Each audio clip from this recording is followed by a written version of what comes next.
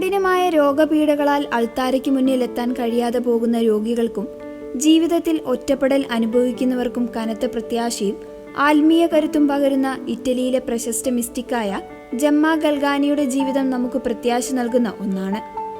ശാരീരിക തളർച്ചയാൽ ദേവാലയത്തിൽ പോകാൻ കഴിയാതിരുന്ന വിശുദ്ധയ്ക്ക് സ്വന്തം കാവൽമാലാക നേരിട്ട് വിശുദ്ധ കുർബാന എത്തിച്ചു നൽകിയ അപൂർവ സംഭവം വിശ്വാസികളുടെ മനസ്സ് നിറയ്ക്കുന്നതാണ്. 20-ാം നൂറ്റാണ്ടിന്റെ പ്രാരംഭത്തിൽ ഇറ്റലിയിലെ ചരിത്രപ്രസിദ്ധമായ ലൂക്ക നഗരത്തിലാണ് വിശുദ്ധ ജമ്മ ഗൽഗാനി ജീവിച്ചിരുന്നത്.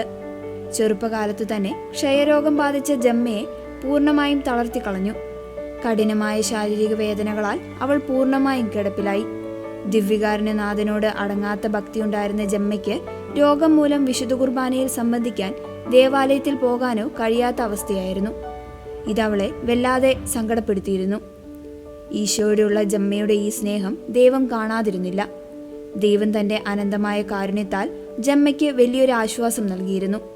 സ്വന്തം കാവൽമാലാകയുമായി അസാധാരണമായ വിധം അടുത്ത ബന്ധം പുലർത്താൻ അവൾക്ക് സാധിച്ചു. ജമ്മയ്ക്ക് തന്റെ മാലാകയെ നേരിട്ട് കാണുവാനും ഒരു ഉറ്റ സുഹൃത്തിനോടെന്ന പോലെ സംസാരിക്കുവാനും സാധിച്ചിരുന്നു. കഠിനമായ വേദനകളുടെയും അന്ധകാരത്തിന്റെയും നിമിഷങ്ങളിൽ ആ സ്വർഗീയ ദൂതൻ അവളെ നയിക്കുകയും ആശ്വസിപ്പിക്കുകയും ചെയ്തു. ദേവാലയത്തിൽ പോകാൻ കഴിയാത്ത ജമ്മയ്ക്ക് ഈ മാലാകയായിരുന്നു ഈശോയിലേക്കുള്ള പാലമായി മാറിയത്. ജമ്മയ്ക്ക് പള്ളിയിൽ പോകാൻ കഴിയാത്ത ദിവസങ്ങളിൽ അവളുടെ കാവൽ മാലാക അടുത്തുള്ള ഇടവക ദേവാലയത്തിൽ പോയി അവൾക്ക് വേണ്ടി വിശുദ്ധ കുർബാനയിൽ പങ്കുകൊള്ളുമായിരുന്നു. ജമ്മയുടെ പ്രാർത്ഥനകളും ആത്മീയ കാഴ്ചകളും മാലാക അൾത്താരയിൽ സമർപ്പിച്ചിരുന്നു. പള്ളിയിൽ പോവുക മാത്രമല്ല, തിരികെ ജമ്മയുടെ ചെറിയ മുറിയിലെത്തുമ്പോൾ മാലാക ഒരു അത്ഭുതം പ്രവർത്തിക്കുമായിരുന്നു.